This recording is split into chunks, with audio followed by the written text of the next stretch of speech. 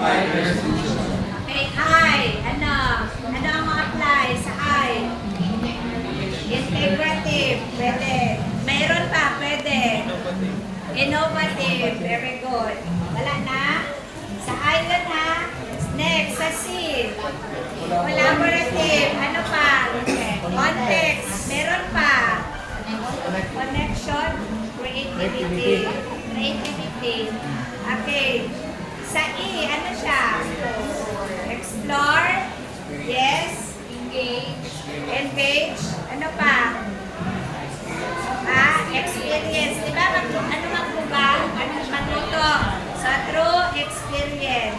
So, what? Pedagogical approach. Collaborative or Collaborative. problem-based. Problem-based. Experiential kay based on experience man.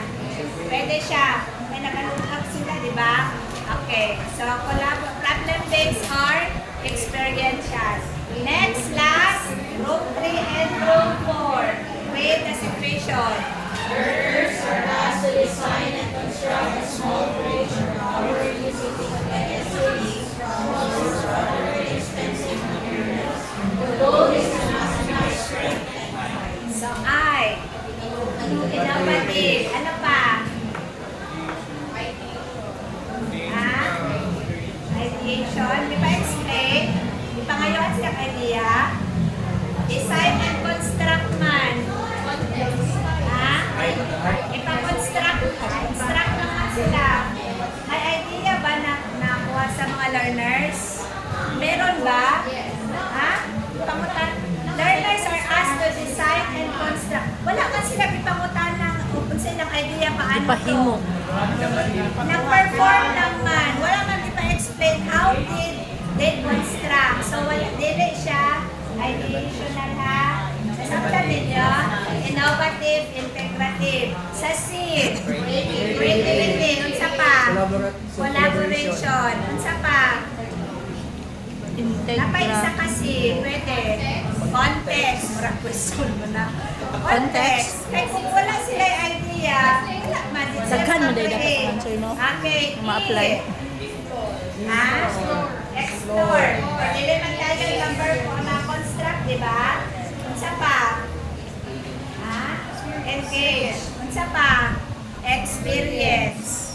Engage, experience. Empathy. Mapit siya. The goal is to Dili na siya. maximize. Wala yung pakialam. Bahala mo diya. Bahala mo Tawid diya. na sila kay tinata kong design. Di ba sa grupo ba yan no? Nadyo na mag-alig-alig naman. Tinahani man dapat. Sige. So, yes sir. Pwede ba ang integrative, ma'am? For example, kailangan ma-design Sa na... number 3? Yes, ma'am. Yes sir. Atin siya sir. Integrative. So, what approach? Pedagogical approach. Collaborative. Problem-based learning. Ano ba dahil? Collaborative. Ay, naman kaya po yung collaboration. Pwede ay teamwork man. Teamwork. So, dili na siya mag-stick ha. So, may mga situation sa mathematics na pwede natin align sa either sa 4 eyes. Kaya dito sa situation, may mga possible na mga elements sa IDF na makuha sa 4 C's, 4 eyes, and 4 E's. Question! Nan, ma'am. Muli namin, ma'am. Yes. Yay!